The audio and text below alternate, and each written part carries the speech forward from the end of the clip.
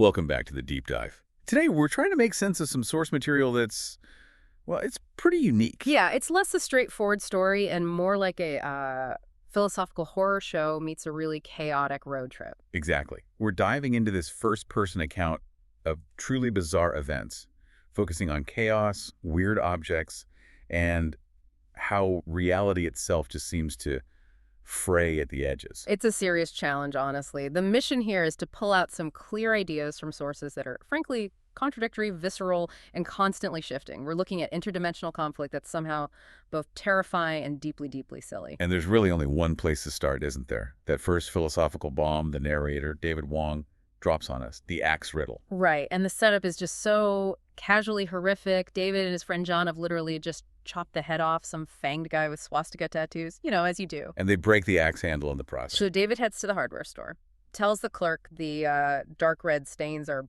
barbecue sauce. Which the clerk just accepts. No questions asked. Buys a new handle. Perfect fit. Later, another creature confronts David. And it screams at him. That's the same axe that beheaded me. Boom. Right there. The ship of Theseus problem. Replace the handle. Is it the same axe? But the context is just life and death. Or undeath, I guess. And what's brilliant, or maybe terrifying, is how this seemingly simple riddle sets the tone for everything. The axe might physically be different, but the memory of it, or its purpose, persists. It's telling us right away. Buckle up, identity is flexible, continuity is debatable, and your memories. They might be the only thing you can trust, assuming they aren't being messed with, too. So this is the world David and John live in. They're the guys who handle unusual problems. Handle them with a sort of weary, almost accidental competence sometimes, maybe incompetence other times. It's a fine line. Their world is constantly getting invaded by things that just shouldn't be. Take Mrs. Morris. Classic haunting setup, dead boyfriend hanging around. Right. Seems straightforward enough for them. Except he physically hits her. The source material even points it out. Ghosts usually don't, run over and punch you in the face. It breaks the rules. Then there's the lawyer, Frank Campo. Oh, yeah. Driving his Lexus, flips the dome light on, and suddenly... Thousands of spiders, hand-sized, pouring over everything. He crashes, totally freaked out. And the police. They find absolutely nothing. No spiders, no residue, and nothing. Which gives us that first big clue about how these things operate. Exactly. It's not about haunting a place, as the text says, they haunt minds. Your perception is the real battleground. Which makes what happens to David next even scarier. He's our narrator, insists he's not special, not a genius, definitely not psychic. But after getting tangled up in this stuff, he starts having these side effects, this sudden, overwhelming access to knowledge. But it's utterly useless knowledge, often disgusting knowledge. And this is really key, I think. It's not a superpower. It's presented as a curse, a serious burden. He looks at chicken fried rice and instantly knows there are 5,829 grains, and that the rice came from Arkansas. Who needs that? And then it gets worse, more personal. He touches a fork. And knows it was made in Pennsylvania 6 years ago. Okay, whatever. But also that someone used it to scrape dog poop off their shoe. Oh, yeah. And that's the insight for you, the listener, right? This awareness is debilitating. It's granular, it's gross, it's irrelevant to the actual danger. It's like the ultimate cost of seeing behind the curtain. You see everything, but it's just noise. Yeah. And it comes with physical stuff, too, like the shakes, feeling like he's being watched. Even through his TV sometimes. Awareness itself becomes a weapon used against him. Okay, so what's causing this? The sources point to one thing. The soy sauce. Yeah. This black liquid. Yeah, that's the catalyst. It's described as being alive. And when it burns, it doesn't leave ash. It leaves a tiny, hard, black crust. John, who's maybe a bit more analytical, thinks it's not really a drug. It's more like a hole or a key, something that opens your mind up to these other influences, these other dimensions. The results are immediate and pretty catastrophic. Yeah. Absurd. Look at Justin White, nicknamed Shitload. Apt, apparently. After he gets exposed, he becomes infested, these flying worm or maybe rod-like things.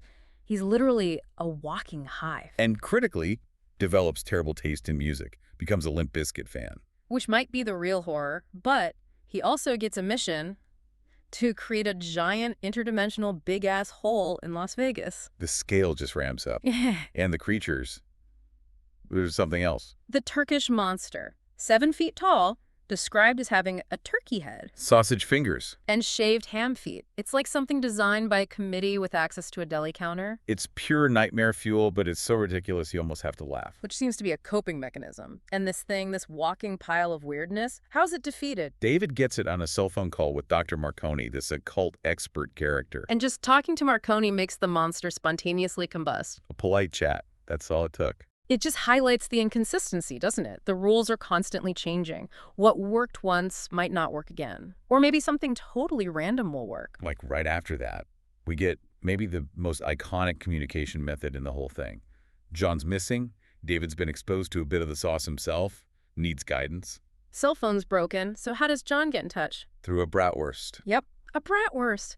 In a hot dog bun, David has to hold the sausage to his head to hear John's voice giving instructions. You think it can't get weirder? But then John later talks through Molly, David's dog. Woof! Listen, there are 3 people still alive. And John actually complains afterwards. Says talking through the dog wasn't as good as the sausage. Implying the bratwurst had, what, better acoustics? It's just layers upon layers of absurdity. And this whole thing escalates, right? From these individual hauntings of the mind to what feels like a full-blown invasion attempt aimed at collapsing reality itself. We start seeing evidence of the invader's world. Like in Robert's trailer, this huge, incredibly detailed mural, floor to ceiling, shows a perfect, snowy mountain range, a glimpse of where they're from. And we learn about their tech, or biology. Organic computers that modify themselves, and this science called bestiology. Which sounds ominous. It is. It's about twisting life forms for utility, like a sheep that shears itself automatically, or a snake designed to harvest corn. Life is just raw material for them. But the really chilling part for me is the realization that they aren't just planning to invade, they're already here, subtly editing our reality. Tweaking things. David notices small stuff first. The logo for McWongle's changing into something obscene. Them bigger things. He finds out video game consoles, PlayStation and Xbox, apparently only showed up suddenly, like a month ago. Introduced globally as mass training devices. Conditioning people for violence, maybe? Yeah. Or just acclimating them to simulated realities. The really potent idea that the mundane things around you, the logos, entertainment, could actually be part of this subtle manipulation. Even history isn't safe. The Pope's background gets altered. They're reshaping our past and present to make it more suitable for Korok. Ah, yes, Korok. And his agents, the shadow people. Silent, walking black shapes. You mostly just glimpse them out of the corner of your eye. They seem to be the ones facilitating possession. Leading to moments like, Yeah.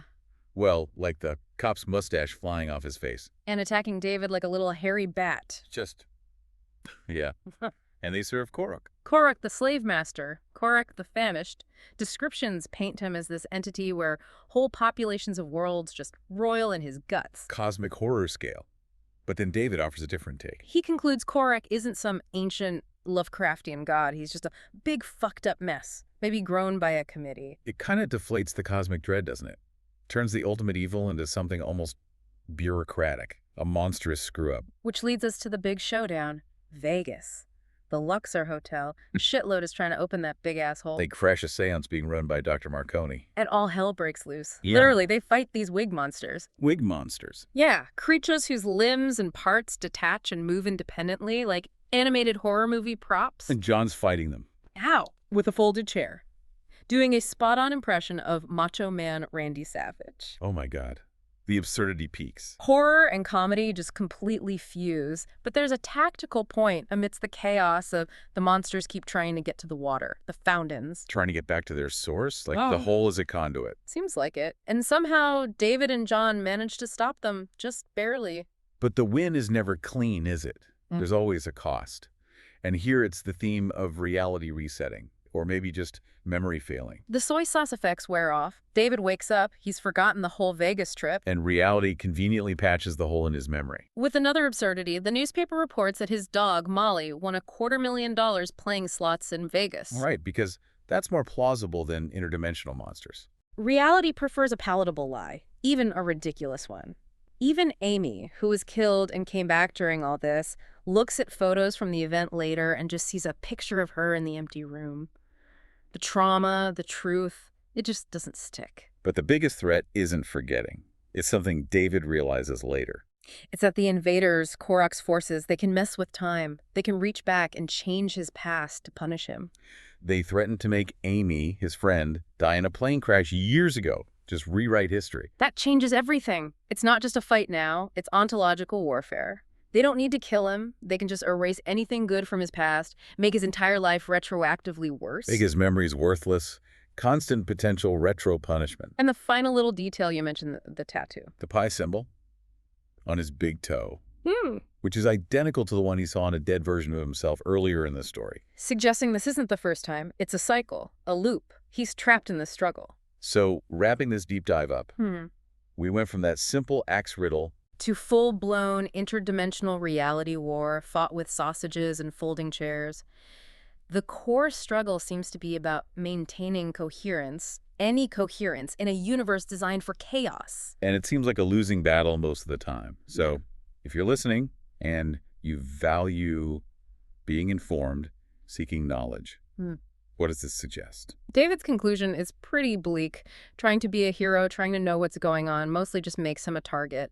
Awareness, connection, they become vulnerabilities. Which leaves us with a pretty uncomfortable question, doesn't it? It really does. If reality is this fluid, hostile, almost laughable construct, as the narrator suggests, and if knowing more just means knowing about, say, the history of dog feces on a fork. What's the real value of being ignorant? Is it actually a shield? The narrator kind of lands there, in a way. I'm only scared of one thing, and that's the fear. Maybe, just maybe, in a universe this messed up, the best defense is to just stop trying to make it all make sense. Stop feeding the fear. Something to think about. Uh-huh. Thanks for joining us on the Deep Dive.